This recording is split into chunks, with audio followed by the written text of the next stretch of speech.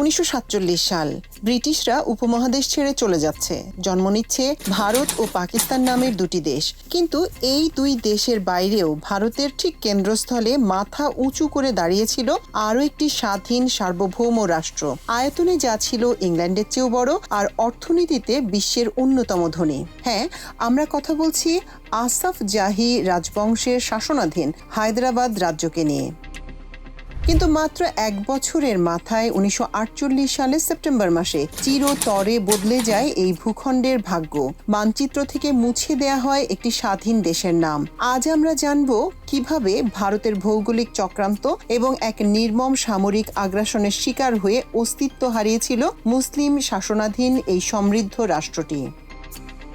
ব্রিটিশদের দেয়া Indian independence act অনুযায়ী হায়দ্রাবাদের পূর্ণ অধিকার ছিল স্বাধীন থাকার। শেষ নিজাম মীর ওসমান আলী খান কোনো দেশেই যোগ না দিয়ে নিজের রাষ্ট্রকে স্বাধীন রাখার সিদ্ধান্ত নেন। কারণ হায়দ্রাবাদ কোনো সাধারণ রাজ্য ছিল না। তাদের ছিল নিজস্ব সেনাবাহিনী, নিজস্ব মুদ্রা, ওসমানিয়া সিক্কা, নিজস্ব রেলওয়ে এবং বিমান সংস্থা। কিন্তু হায়দ্রাবাদের এই স্বাধীন অস্তিত্বই হয়ে দাঁড়ালো দিল্লির জন্য সবচেয়ে বড় মাথা ব্যথার কারণ। ভারতের ঠিক মাঝখানে একটি স্বাধীন এবং মুসলিম শাসনাধীন সমৃদ্ধ রাষ্ট্র থাকবে তা কোনোভাবেই মেনে নিতে পারছিলেন না ভারতের তৎকালীন স্বরাষ্ট্রমন্ত্রী সর্দার বল্লভভাই প্যাটেল। তিনি হায়দ্রাবাদকে আখ্যা দিলেন ভারতের পেটের ভেতরে এক ক্যান্সার হিসেবে, যা অস্ত্রোপচার করে কেটে ফেলা দরকার। কিন্তু সমস্যা ছিল একটাই, আন্তর্জাতিক আইন অনুযায়ী ভারত সরাসরি একটি স্বাধীন রাষ্ট্রের উপর আক্রমণ করতে পারছিল না। তাই শুরু হলো এক পরিকল্পিত চক্রান্ত।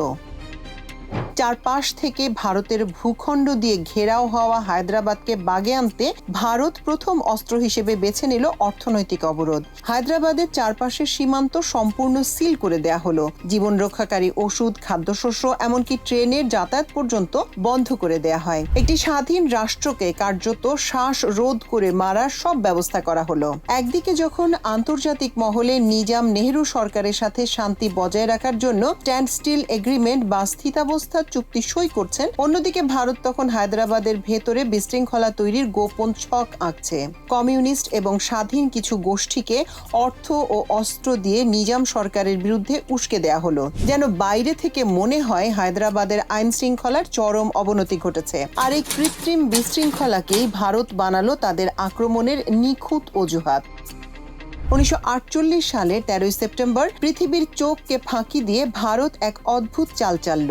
কোনো যুদ্ধ ঘোষণা ছাড়াই প্রায় 36,000 আধুনিক অস্ত্রে সজ্জিত সৈন্য, আর্মার্ড ব্রিগেড আর বিমান বাহিনী নিয়ে 5 দিক থেকে হায়দ্রাবাদ আক্রমণ করল ভারত। এই অভিযানের নাম দেয়া হলো অপারেশন পোলো। সবচেয়ে বড় ভণ্ডামি ছিল আন্তর্জাতিক সমাজকে দেখাতে ভারত একে কোনো সামরিক যুদ্ধ বলেনি, বলেছে পুলিশ অ্যাকশন। মাত্র 5 দিন আধুনিক ভারতীয় গোলন্দাজ বাহিনী আর ট্যাঙ্কের সামনে তলোয়ার আর পুরনো রাইফেল নিয়ে টিকে থাকতে পারেনি নিজামের ছোট বাহিনী। 17 সেপ্টেম্বর হায়দ্রাবাদ আত্মসমর্পণ করতে বাধ্য হয়।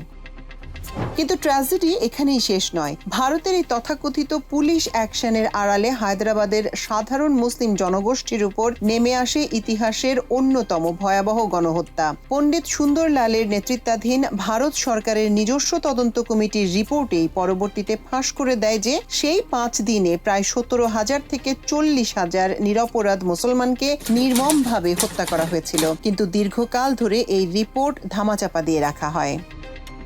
একটি স্বাধীন ও সমৃদ্ধ রাষ্ট্র যা কিনা আন্তর্জাতিক আইন মেনে নিজের অস্তিত্ব টিকিয়ে রাখতে চেয়েছিল, তা আজ ভারতের অন্ধকূপে হারিয়ে গেছে। ভৌগোলিক সীমাবদ্ধতা আর দিল্লির আগ্রাসী নীতির কারণে পৃথিবীর বুক থেকে হারিয়ে যায় একটি দেশ। হায়দ্রাবাদের এই পতন কেবল একটি রাজবংশের অবসান ছিল না, এটি ছিল আন্তর্জাতিক আইনের চরম লঙ্ঘন এবং এক ভূ রাজনৈতিক চক্রান্তের নির্মম দলিল। ইতিহাস হয়তো বিজয়ীদের কথা লেখে, কিন্তু অপারেশন পোলোর সেই রক্তভেজা দিনগুলো আজও উপমহাদেশের ইতিহাসে এক জ্বলন্ত ক্ষত হয়ে আছে।